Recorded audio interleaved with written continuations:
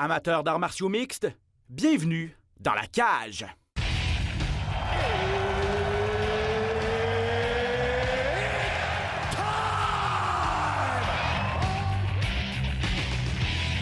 Introducing first, Benoît Baudouin, RDS Info à Las Vegas. and now introducing his opponent. C'est terminé! Victoire de Patrick Côté! Merci beaucoup tout le monde au Québec.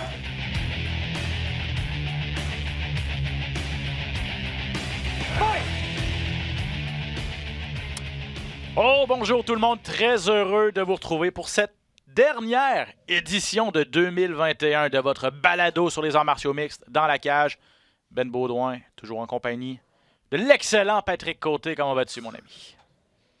Quand ça va, toi, moi, ça va super bien. Ça va très bien, merci. Et là, Pat, je pense que tu veux commencer l'émission en t'excusant à Juliana Peña, à tous les adversaires d'Amanda Nunes. T'as dit depuis tellement longtemps, tellement d'années que personne n'allait être capable de la battre, qu'elle était toute seule sur son île. Qu'est-ce qui arrive? Elle se fait battre. Est-ce que tu veux... C'est ça que tu m'as dit, hein? Tu veux t'excuser? C'est ça? Non? Ah, écoute, je peux m'excuser, mais écoute, c'est ça le sport. C'est la beauté des arts martiaux mixtes. Hein. T'as bien beau être 1 million contre 1 sur papier. Il reste que quand la cloche sonne, quand tu y crois, tu sais, je l'ai dit aussi en ondes, j'ai dit, peu importe que moi j'y crois ou que toi tu y crois pas, l'important c'est qu'elle y croit. Puis elle y croyait, puis elle a fait l'impossible. Elle a fait la plus grosse surprise de l'année, ça c'est sûr et certain. Est-ce que c'est la plus grosse surprise de l'histoire? Moi, je pense encore que c'est Matt Serra qui a eu la plus grosse surprise de l'histoire envers Georges Saint-Pierre, mais il reste que, écoute, après avoir perdu le premier round, elle est revenue au deuxième, elle a démontré beaucoup de résilience. Puis, écoute, c'est ça le sport, c'est la beauté du sport. On va en reparler dans quelques instants parce qu'on va faire le tour de cette immense carte. Quel gala on a eu quand même samedi soir, l'UFC 269. C'était épique d'un bout à l'autre. On va revenir sur les combats principaux.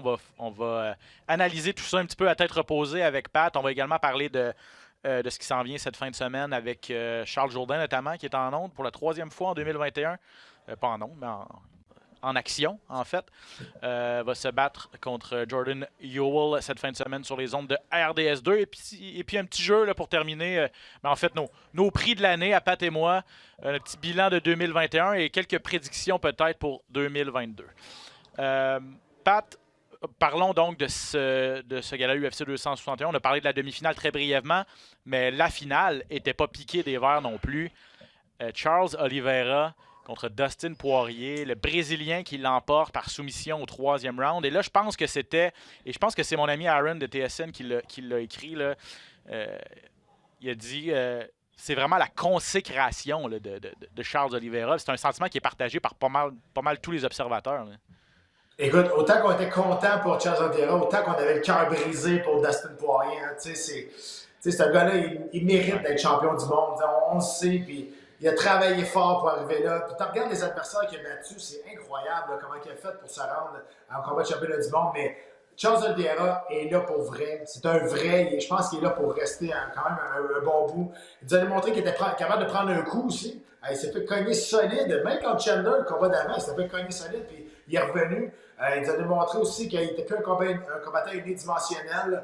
Il était capable de se battre debout, il était capable de tenir son bout. Écoute, ça a été un premier round incroyable. Ça a été un des très, très bons combats de l'année, un des meilleurs rounds de l'année, le premier. Ça s'est passé en un instant, là, pour voir tellement qu'il y a eu de l'action. Et écoute, c'est dommage pour Dustin Poirier. Il n'a pas été capable de déborder avec son volume de coups à Oliveira. Je pense qu'il s'est fait prendre un peu à son propre jeu parce qu'Oliveira a commencé vraiment agressif. Vraiment, vraiment agressif. Puis moi, ça m'a surpris. Et finalement, écoute, ça s'est terminé. C'est drôle, hein, par exemple, parce qu'il termine sa première défense de titre.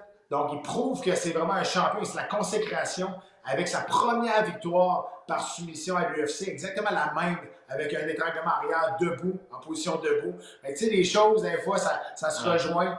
Mais écoute, 15e victoire par soumission à l'UFC seulement. C'est un record qui va être dur à battre pour vous. Ouais, 10e victoire consécutive également.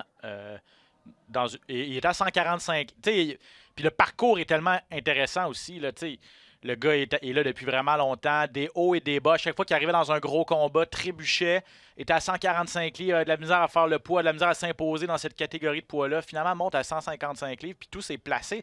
Puis c'est là qu'il faut... Et puis ça... On va en parler un peu avec Charles Jourdain, tantôt, qui connaît aussi des hauts et des bas, mais des fois, il faut juste être patient, il faut croire en ses moyens. Ça peut prendre un certain temps avant de se placer. Poirier et Oliveira en sont la preuve vivante que quand on lâche pas, quand on continue d'y croire, quand on continue de travailler fort, les choses peuvent se placer. Puis la preuve, c'est qu'il est champion incontesté aujourd'hui. Le parcours fait en sorte que cette victoire-là est d'autant plus impressionnante. C'est très impressionnant. Puis là, le combat fait place entre lui et Justin Gaethje. Bien de voir. Écoute, il est compliqué, là. C'est rendu un problème, là, Charles Oliveira, parce que, je le répète, là, avant, on craignait son jiu-jitsu. Il faut encore bien craindre son jiu-jitsu. Ben oui. Mais maintenant, il faut craindre ses mains aussi. Il a une boxe vraiment propre. Il a un bon jab. Écoute, il travaille super bien avec ses mains. Et ça, ben, ça donne une porte d'entrée pour aller travailler au corps à corps, pour aller travailler avec son jeu pour amener au sol. Et là, au sol, pour moi, c'est le meilleur combattant livre pour livre au niveau du jiu-jitsu dans l'organisation présentement, là, au niveau du jiu-jitsu. Donc, écoute, c'est vraiment rendu un problème. Justin Gaethje, écoute, c'est un gars qui va aller à la guerre. Est-ce que Charles Oliveira va être capable de supporter la pression encore de Justin Gaethje? Mais il a réussi avec Dustin Poirier, qui lui était capable de soutenir la pression de Justin Gaethje. Donc, j'ai hâte de voir. Est-ce que, je pense que Poirier a un meilleur jeu de Jiu-Jitsu que Justin Gaethje aussi, puis Poirier s'est fait soumettre. Donc, c'est dommage, tu sais, puis je sais pas si vous avez entendu ou vous avez lu ce que Dustin Poirier a dit à la fin. Il a dit, je me suis rendu aux 2 combats de championnat du monde, puis les 2 fois, ben, je me suis fait passer des soumissions, je me suis fait étrangler. Il dit, c'est dur à prendre, c'est vraiment dur. Puis tout le monde, je pense, est du même avis. T'sais, tout le monde est vraiment triste pour Dustin Poirier parce que c'est un bon gars. Juste après le combat, il dit à Charles Oliveira, il dit, je vais donner 20 000 à l'œuvre de charité que tu veux.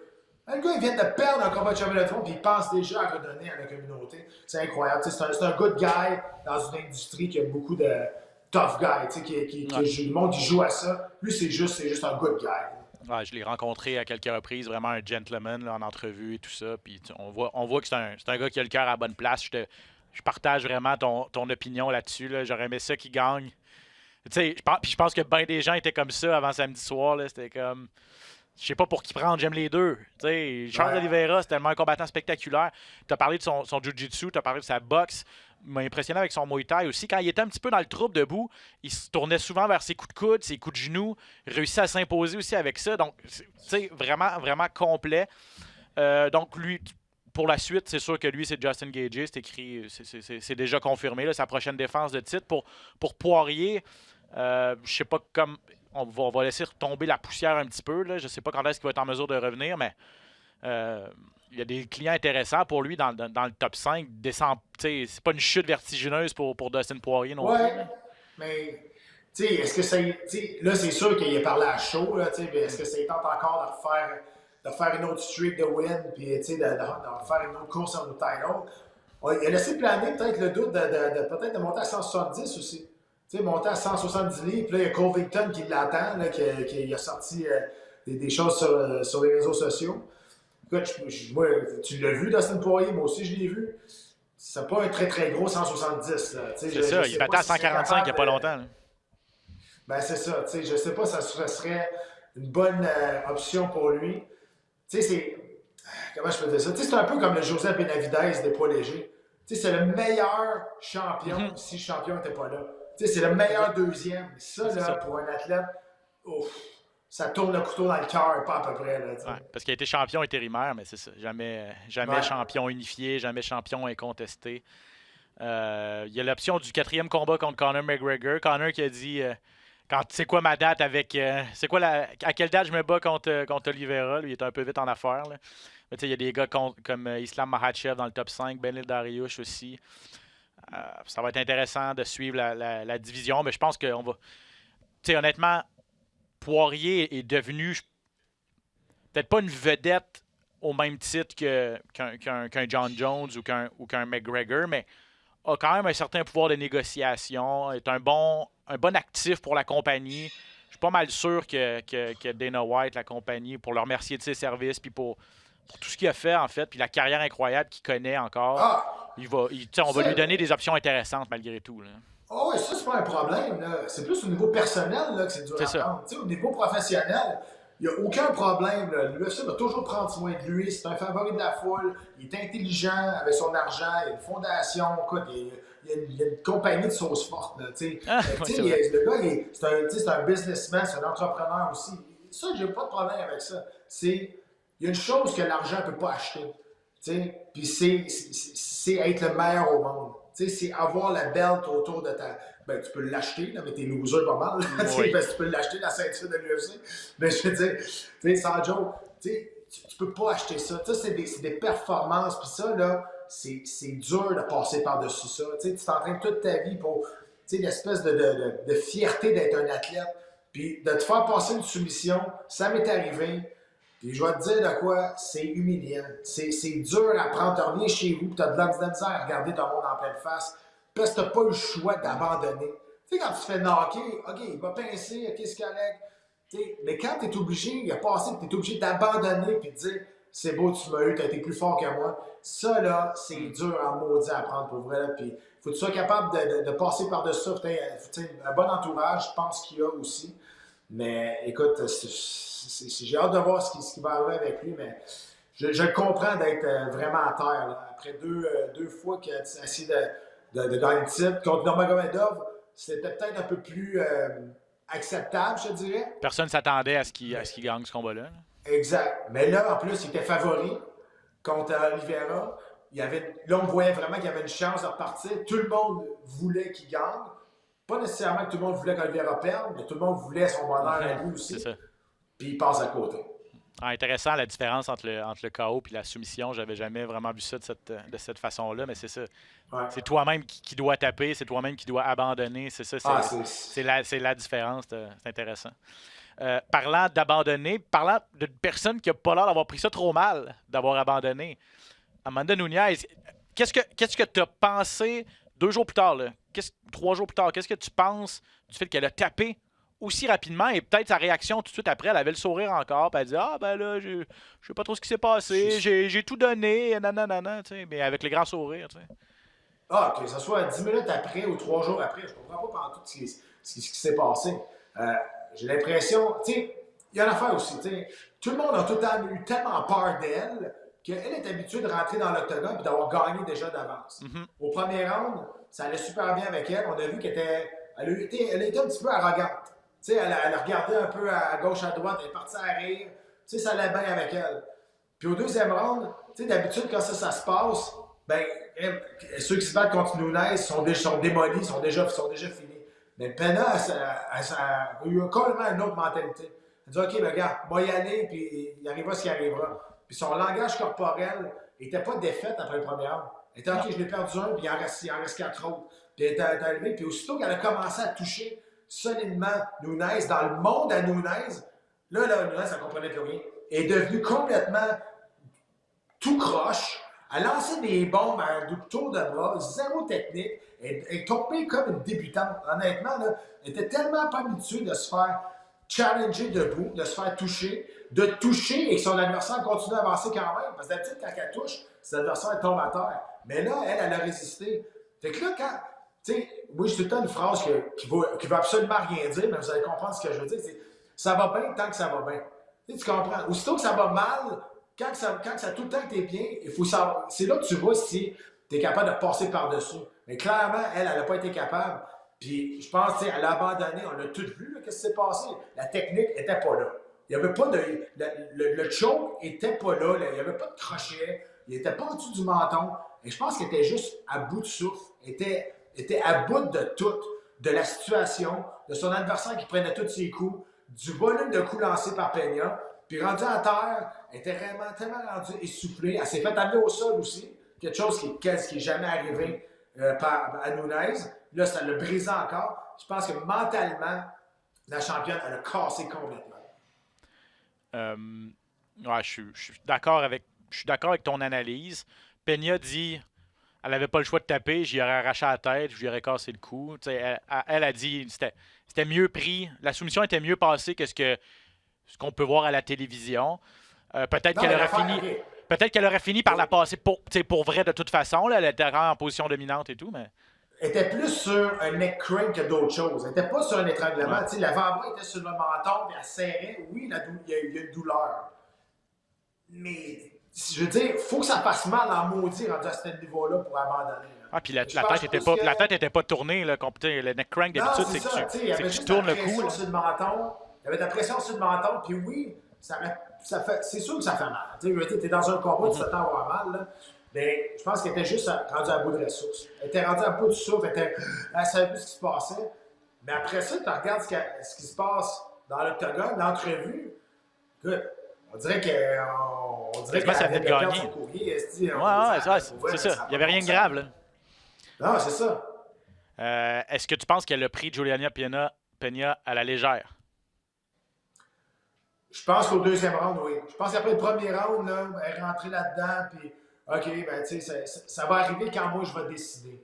Puis aussitôt qu'elle a reçu une bonne power shot, son visage a complètement changé. Puis là, elle est devenue complètement perdue. Elle lançait à gauche, à droite. C'était pas clean, c'était pas propre, c'était pas très technique non plus. Puis elle a embarqué dans le jeu à Peña. Tu sais, pour une combattante expérimentée de même, 12 victoires de suite, une confiance au plafond. Un coup a fait de descendre sa confiance au plancher. Juste un. Ça n'en prend pas bien. Il y a des rumeurs qui disaient qu'elle n'était pas très assidue à l'entraînement. Elle a eu un enfant il n'y a pas si longtemps. Il y a même des rumeurs. Le combat devait avoir lieu l'été dernier. Apparemment que la COVID, ce que Juliana Peña a dit, c'est que la COVID, on n'est pas sûr si c'était vrai. Parce que Nunes n'a pas pu se battre l'été dernier à cause qu'elle a contracté la COVID, mais elle s'entraînait pas assez, elle n'était pas prête. On a prétexté qu'elle avait attrapé le virus. Bon, qui dit vrai, qui dit faux. Mais on peut comprendre. Elle n'avait pas perdu depuis 2014. Okay? C'est sa première défaite depuis 2014. Ça va faire 8 ans. Quand tu es invincible en 8 ans, peut-être que c'est vrai qu'à un moment donné, tu trouvais la motivation d'aller au gym, être aussi assidu qu'à tes débuts. Je veux dire, c'est ça. C'est la beauté du sport. Tu trouves ton... Tu trouves ton homme, là, je vais utiliser l'expression, mais elle a trouvé sa femme, elle a trouvé son adversaire, pogné son Waterloo. Là. Puis c'est une belle histoire pour Juliana Peña. Je veux dire, elle a travaillé fort pour aller là aussi. Elle a eu des grosses blessures, elle a donné naissance à un enfant, elle revient, puis elle devient championne de l'UFC.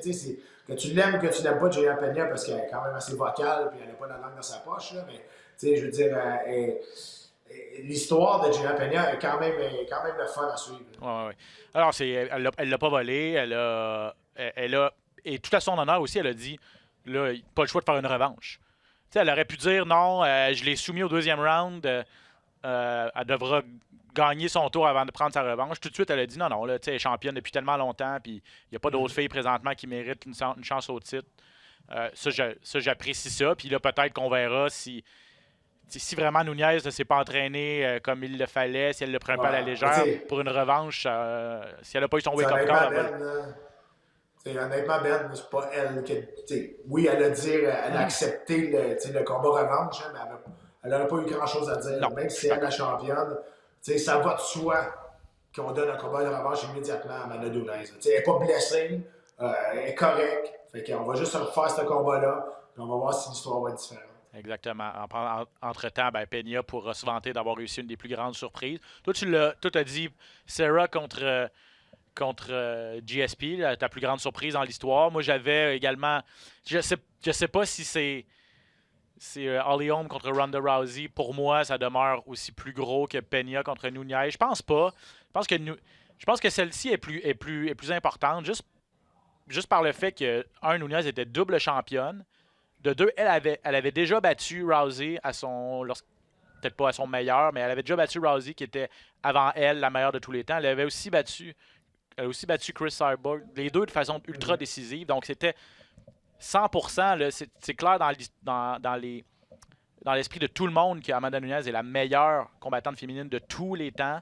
Elle est encore au sommet de son art et perdre de cette façon-là, c'est vraiment, vraiment surprenant. Mais en tout cas, c'est la plus grosse surprise de l'année, tu l'as dit. Probablement la plus grosse surprise de la décennie. Puis là, c'est ça. Il faut remonter à GSP contre Matt Serra. Je pense que c'était en Ouais. 2008, sauf erreur. Ouais, 2008, je me souviens plus, là, mais tu sais, c'est. Ça fait un Je certain pense, temps. tu sais, c'est sûr que c'est dans le top 3 des plus grosses surprises C'est ça. de l'histoire, ça, c'est sûr. J'ai adoré aussi la réaction de Juliana Pena à la Nate Diaz aussi, par exemple. Puis ça c'était une autre affaire bizarre. Là, elle pensait que le round était fini. Elle était même pas sûre d'avoir passé la soumission. Réaction à retardement. Elle savait même pas qu'elle était championne. Là, finalement, elle a fini par le réaliser. Elle était ultra contente. Son I'm not surprised avec le gros mot que je dirais pas, même si c'était en anglais. Non, c'était beau. C'était quand même beau. Kai Kara France contre Cody Garbrandt. Allons-y avec ce combat-là. Quelle grosse victoire pour Kai Kara France et quel échec monumental pour Cody Garbrandt. Je sais que tu l'aimes, Cody, là, c'est un de tes amis, en tout cas une de tes bonnes connaissances à l'UFC, mais il l'a échappé. Là. Je veux dire, il descend à 125 livres. Contre le gars qui est classé 6e, le gars, il est bon. Un bon combattant à 125 livres.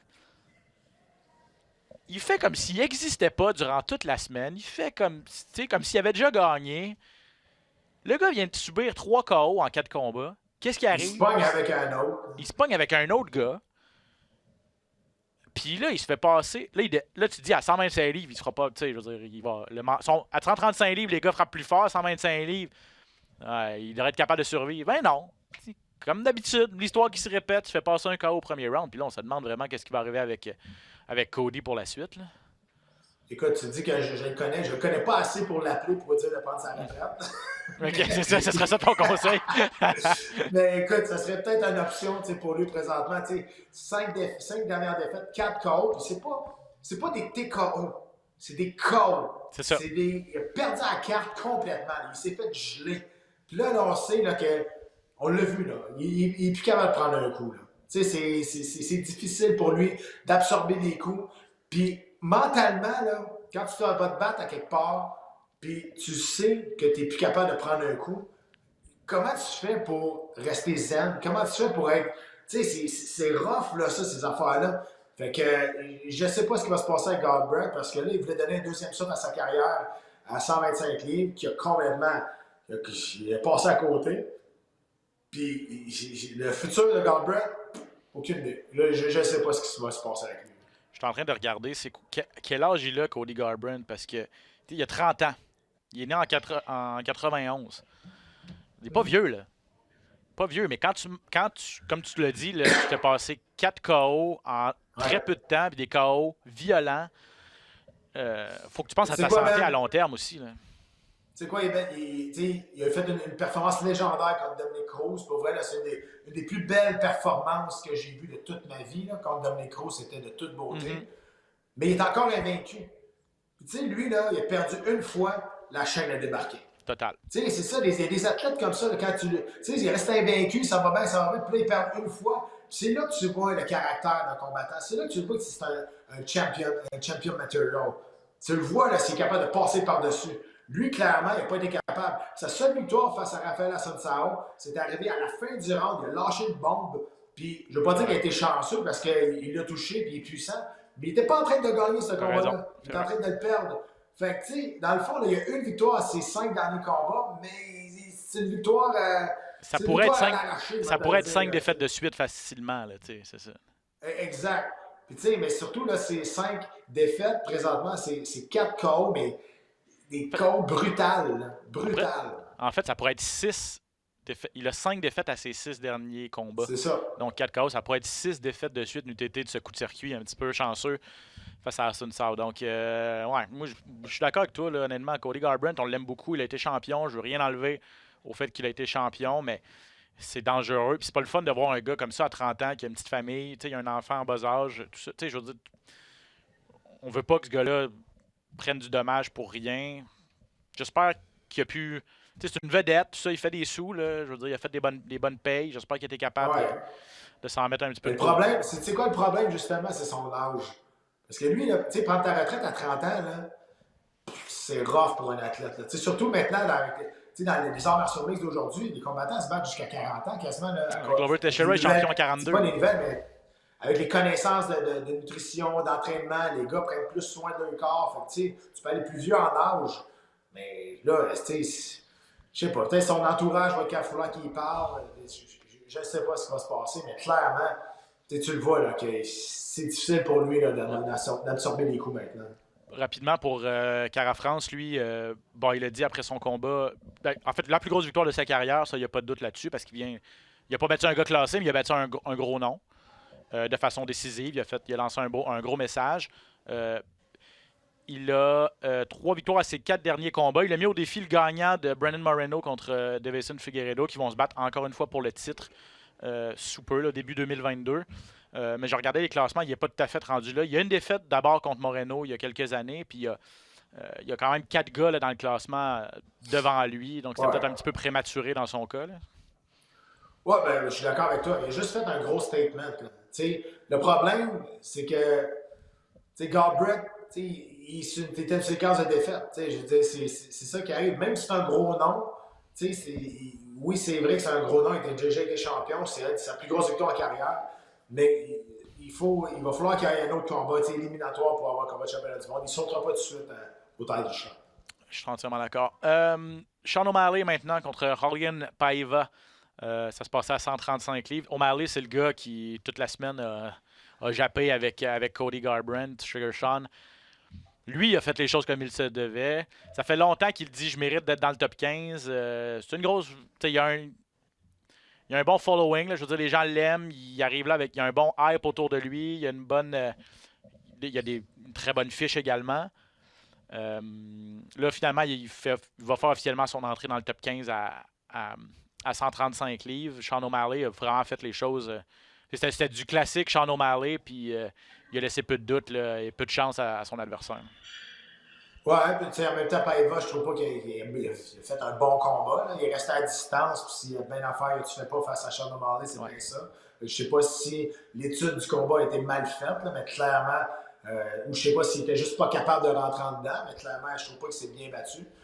Sean O'Malley, lui, c'est un personnage, il livre la marchandise, il parle beaucoup, mais il livre la marchandise. Puis moi, j'ai aucun problème à que tu sois coloré, que tu sois flamboyant, que tu parles beaucoup. Si c'est de la marchandise, c'est bien correct. Puis, tu sais, Dana White, avant ce combat-là, avait dit on peut pas mettre O'Malley encore contre quelqu'un de trop bien classé parce qu'il va se faire défoncer. C'est pas un cheval. Là, il répond avec ça, avec un statement, un autre statement. Puis après le combat, Dana White, il dit bon, je pense bien qu'il va falloir commencer à payer Sean O'Malley. Ah oui, c'est bon. C'est la meilleure façon. Tu veux devenir une vedette, tu veux avoir faire de l'argent, il faut que tu fasses tes performances sportives. Mais oui, puis lui, il a trouvé son étiquette, il a trouvé une façon de se vendre aussi. Puis regarde, je pense qu'il y a un bel avenir pour lui. Puis écoute, j'ai hâte de le revoir. Il s'est pas fait blesser. Il a pris son temps. C'est un gars qui est jeune puis qui est très mature dans l'octogone. C'est ça que je trouve. Il revenait d'une grosse victoire contre Moutinho. Chris Moutinho, il avait dominé pendant 3 rounds. Je pense qu'il avait touché la cible avec quelque chose comme 300 coups. L'autre voulait juste pas tomber. Ça, c'était fou. Là, cette fois-ci, il réussit à finir le travail avant la fin. Est-ce que... Peut-être pas en 2022, là, mais...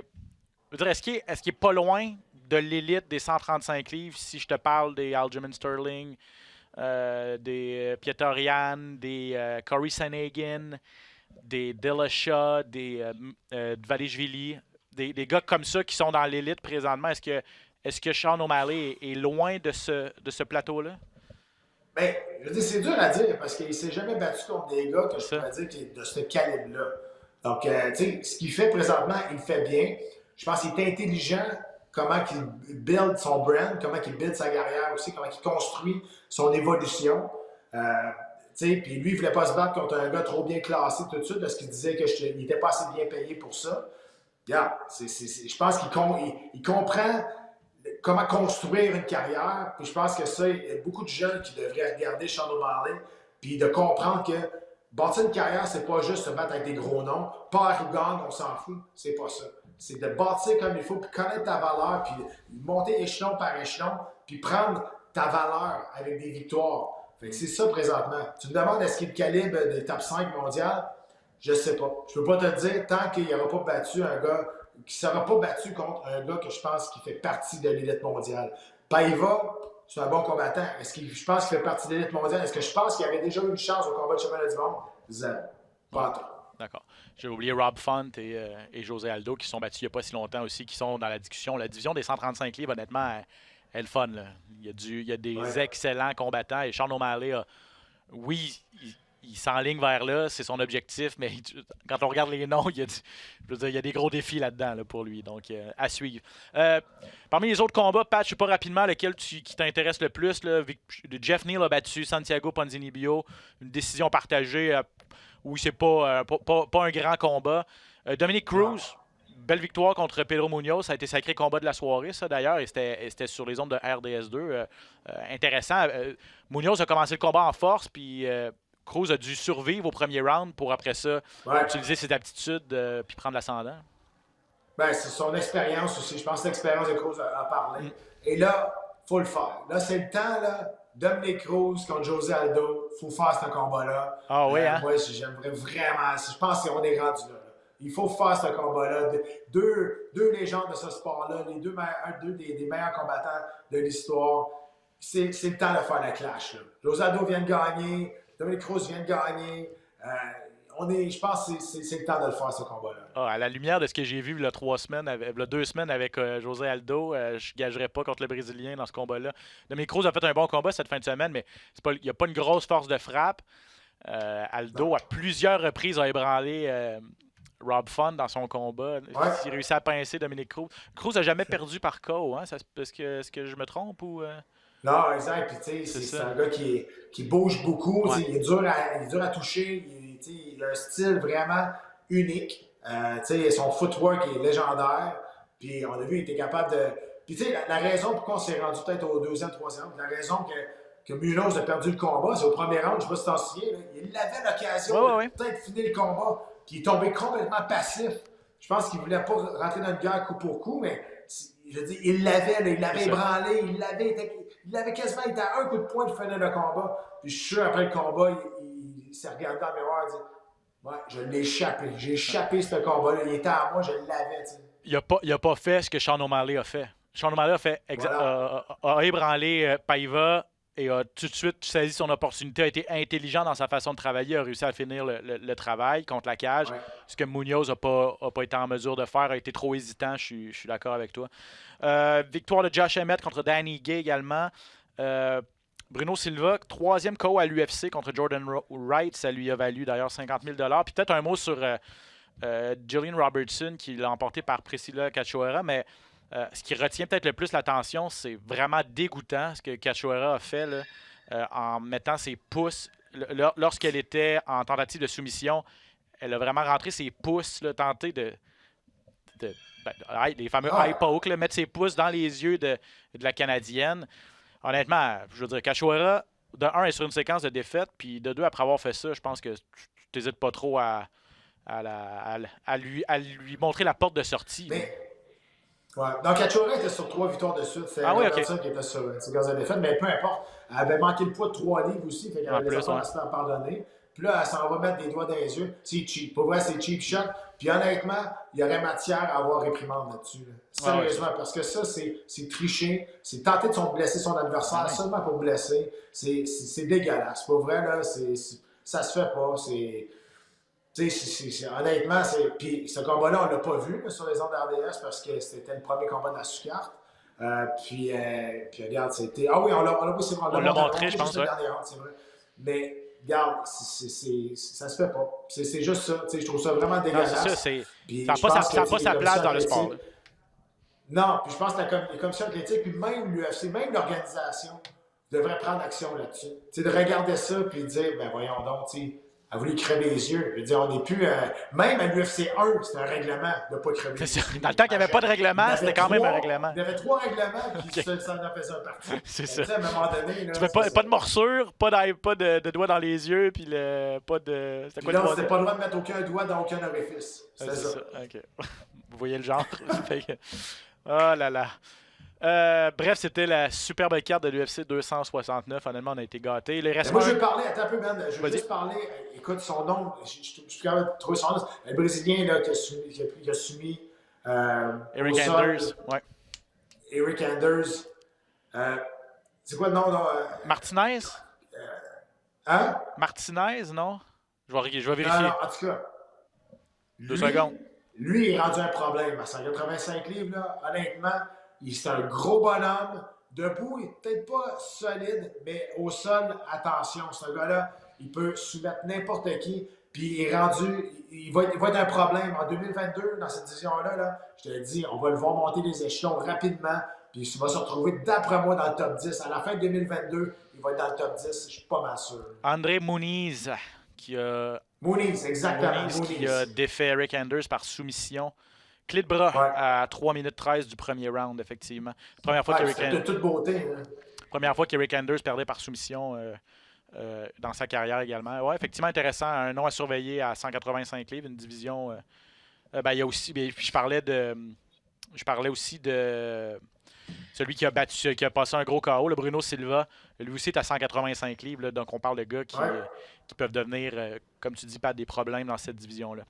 On va passer un petit 5 minutes peut-être sur Charles Jourdain. Lui, c'est le dernier combat de l'année cette fin de semaine sur les ondes de RDS 2 ce samedi. En finale, Derek Lewis contre Chris Daukaus chez les lourds. Mais ce qui retient bien sûr notre attention, c'est Charles Jourdain qui va se battre contre Andrew Ewell. Et puis, un combat ultra important pour Charles Jourdain. Il a pris le pari de ne pas renégocier son contrat, d'y aller, de faire le dernier combat sur son contrat. Une stratégie que t'aimes ou que tu aurais préféré qu'il joue peut-être un peu plus de prudence? Là? Une stratégie, premièrement, que je comprends pas. Moi, j'avais entendu parler, si tu me le confirmes, je vais continuer là-dessus, parce que j'avais entendu parler justement qu'il n'avait pas renégocié. Une stratégie que je comprends pas parce qu'il a perdu son dernier combat. Même s'il gagne son dernier combat sur son contrat, ça ne donne pas beaucoup de pouvoir de négociation.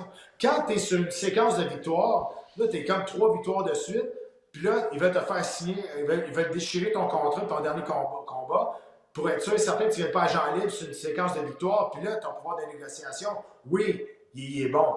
Sauf que là, il a perdu son dernier combat, il n'est pas sur une séquence de victoires, il a eu une grosse victoire dans sa carrière. Puis là, il prend le pari de se battre à son dernier combat sans renégocier. Je comprends pas la stratégie. Je sais pas s'il va aller voir ailleurs. J'ai aucune idée. Est-ce que peut-être que l'UFC n'a pas offert nécessairement quelque chose. Est-ce que c'est lui qui a pris la décision de ne pas renégocier ou est-ce que l'UFC a dit regarde, on n'est pas sûr, fais ton dernier combat puis on évaluera les choses? Ça peut arriver, j'imagine? Je sais pas. J'ai l'impression que l'UFC aime bien quand même Jourdain. Ouais, je pense aussi. Ils veulent pas vraiment qu'il s'en aille. Je veux dire, pour l'instant, je pense qu'ils aimeraient mieux le garder qu'il s'en aille parce que, de un, il coûte pas bien cher. Puis de deux, il donne des bons spectacles.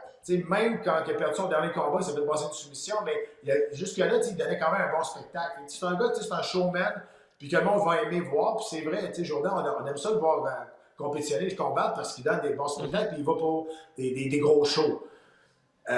Sauf que là, si c'est leur stratégie de leur côté, lui et son gérant, de se battre à son dernier combat puis d'aller chercher une grosse victoire, puis après ça, passer en pouvoir de négociation, je comprends pas cette stratégie-là parce que tu n'es pas sur une séquence de victoire puis tu t'es fait soumettre à ton dernier combat.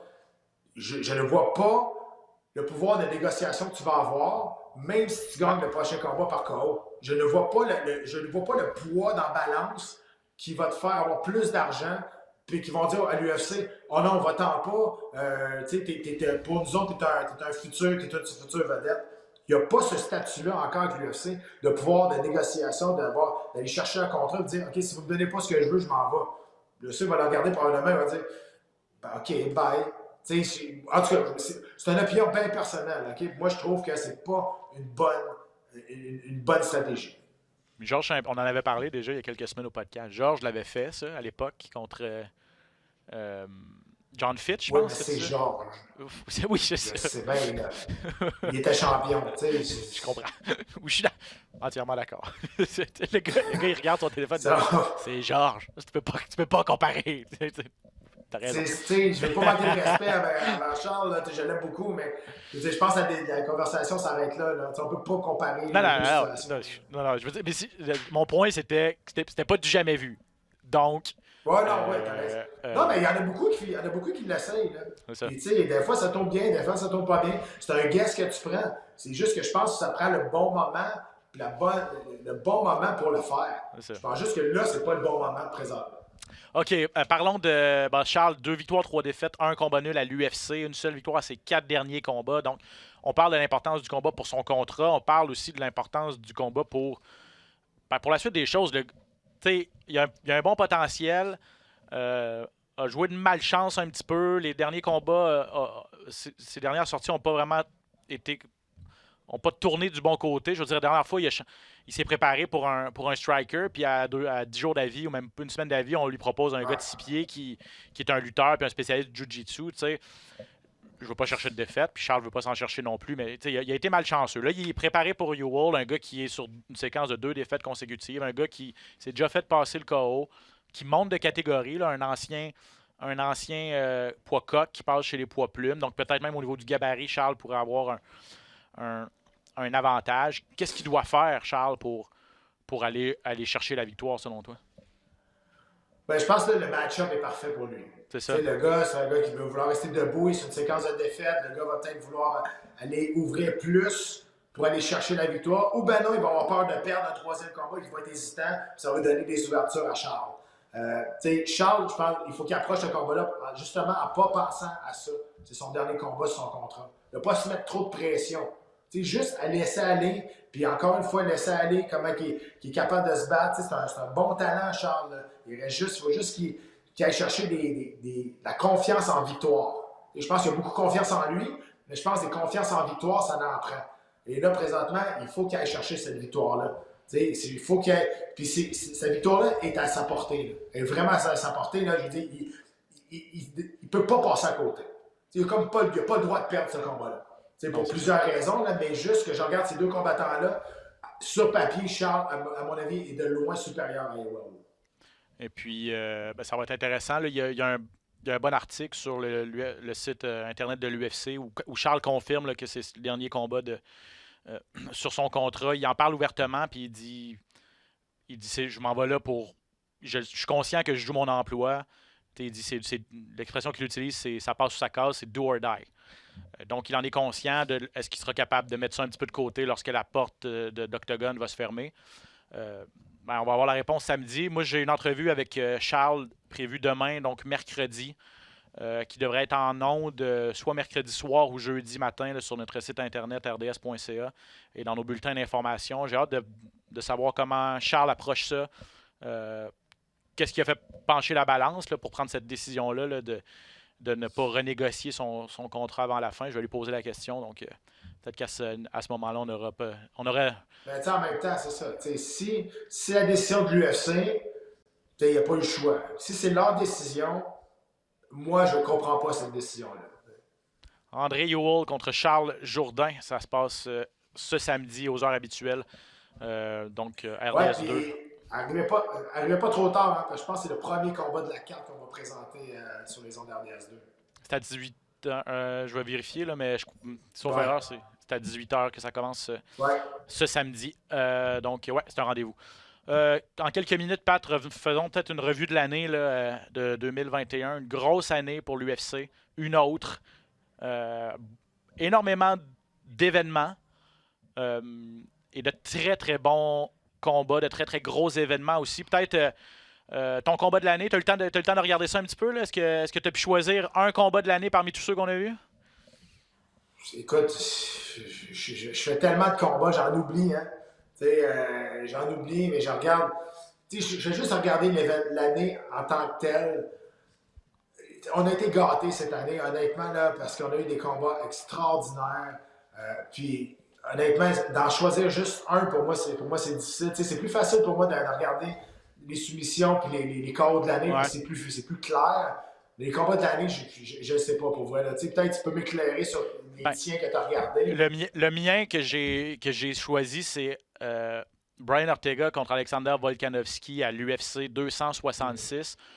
Le combat était incroyable, mais surtout le 3e round, moi, qui est resté marqué dans mon esprit, où 2 fois Alexander Volkanovski a passé à ça de se faire soumettre. Là. 2 fois, Ortega est passé à un cheveu de mettre la main sur la ceinture des poids plumes. Les 2 fois, Volkanovski a survécu et a même renversé la situation pour finir, le rendre en force et ébranler solidement Ortega. Il s'est passé tout dans ce 3e round-là. Donc, c'était épique pour moi. Puis, le combat dans son ensemble, les 2 gars à la fin qui étaient Ortega, il était magané. Là.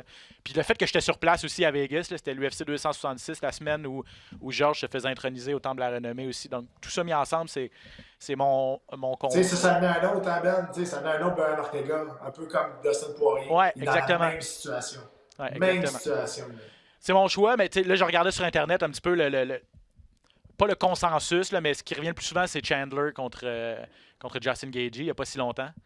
De fou, mais moi, je suis plus d'accord avec toi. Moi, j'ai beaucoup mieux aimé parce que je pense qu'il y a eu beaucoup plus de choses à voir dans Ortega contre Volkanovski que c'était juste un brawl fight. Là. C'est ça. C'était un combat de chien là, entre Chandler et Gaethje. Ça cognait solide, mais c'est ça. Il n'y a pas eu de jiu-jitsu, il n'y a pas eu d'autres aspects, effectivement. KO de l'année, t'en as un en tête? Je vais y aller avec Ousmane contre Masvidal. Moi aussi. Sérieux, toi aussi? Oui. Ouais, mais écoute, quelle droite. Ouais. Dans un moment parfait, dans un moment opportun. Écoute, c'est tout un chaos, ça.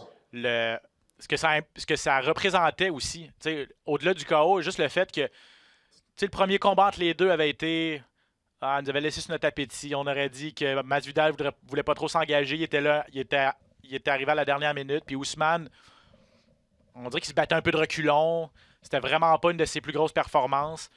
Le 2e combat entre les deux, le point d'exclamation. Puis là, c'est vraiment un peu corrigé ce qui n'avait pas été fait la première fois. Là. Donc pour Ousmane, je pense que ça... Puis ça cassait un petit peu. C'était pas son premier KO, mais ça cassait vraiment un petit peu la réputation du gars qui est juste là pour lutter puis qui est juste là pour... Exact. Donc, en finissant ça de cette façon-là, ça se passait à l'UFC 261. Je pense que Ousmane s'est fait beaucoup d'admirateurs lors de ce combat-là. Soumission de l'année?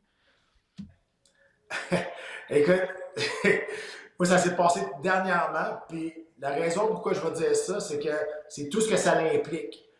Clay Guida qui soumet Leonardo Santos, pour moi, c'est la soumission de l'année. Pour 2 raisons. Pour une raison. C'est que Leonardo Santos s'est jamais fait soumettre en Jiu-Jitsu ni en MMA. C'était la première fois de sa vie qu'il abandonnait. Puis la cote de Clay Guida pour gagner par soumission était 16 contre 1. Tout à cause de ça, pour moi, c'est la soumission de l'année. C'est peut-être pas la plus belle, c'est peut-être pas elle qui avait le plus d'impact dans un combat de championnat du monde, peu importe. Pour moi, juste tout ce que je viens de dire là, ça devrait mériter la soumission de l'année. C'est un bon choix. C'est un bon choix. J'y avais pas pensé. En plus, on faisait le gala ensemble. Ça fait pas si longtemps. T'as raison. Moi, j'ai choisi Brandon Moreno contre Deiveson Figueiredo à l'UFC 263. Encore pour la raison principale, c'est un peu la même chose que Ousmane contre Masvidal. C'est que là, Moreno a vraiment cimenté son statut de champion. Lorsqu'il avait remporté la ceinture contre Figueiredo aussi quelques mois auparavant, ça avait été un combat, une décision partagée, combat de tous les instants. C'était vraiment, vraiment serré, un combat excitant. Mais là, tu sais, de soumettre l'ancien champion puis de vraiment cimenter son statut, couronner son statut pour Brandon Moreno, je pense que c'était spectaculaire dans son cas, cette soumission-là. Finalement, je t'ai demandé de sortir une prédiction pour 2022. Prédiction, pas nécessairement... Des prédictions audacieuses, disons ça comme ça peut-être. Tu sais, qu'on n'est pas sûr à 100% qu'il va se réaliser, mais on peut se vanter si ça arrive. Là. Je veux dire que John Jones va se faire démolir à son premier combat poids lourd. Chez les poids lourds. Je pense qu'il n'y aura pas aucun succès chez les poids lourds. Trop de temps d'inactivité, trop de choses qui se passent dans sa vie. Il va arriver trop confiant. Puis c'est un autre game chez les poids lourds. C'est une autre chose. Là. Je pense qu'on attend avec impatience le début de John Jones. Il va commencer face à un gars qui est classé là, quand même, parce que c'est John Jones. Je pense que ses débuts vont être horribles. Intéressant. Moi, j'ai sorti Kayla Harrison, sera championne des poids plumes de l'UFC à la fin de 2022. Et Amanda Nunes n'aura plus aucune ceinture. Elle est encore championne des poids plumes présentement. Elle a perdu sa ceinture à 135 livres, mais conserve celle à 145 livres. Mais ma prédiction, Kayla Harrison va signer avec l'UFC et sera la championne des 145 livres à la fin de l'année. Est-ce qu'on pourra arriver dans un an puis se vanter que nos prédictions est un succès? À suivre. Merci énormément, Pat, pour cette année 2021. On va prendre un petit congé du temps des fêtes. Je te souhaite très belle fête en famille. Beaucoup de repos après le gala de cette fin de semaine. Puis le prochain en janvier, je pense que c'est le 15 janvier, n'est-ce pas? Donc, Le 15, ouais. un petit moment pour se ressourcer. Merci pour tout. Merci à vous à la maison là, qui nous écoutez et qui êtes fidèles au podcast. On est très heureux de vous savoir avec nous. Puis on a très hâte de vous retrouver en 2022 pour cette nouvelle année de Dans la Cage. Pat, merci beaucoup. Ciao tout le monde, à bientôt. Bye bye, bonne année! Amateurs d'arts martiaux mixtes, bienvenue dans la cage.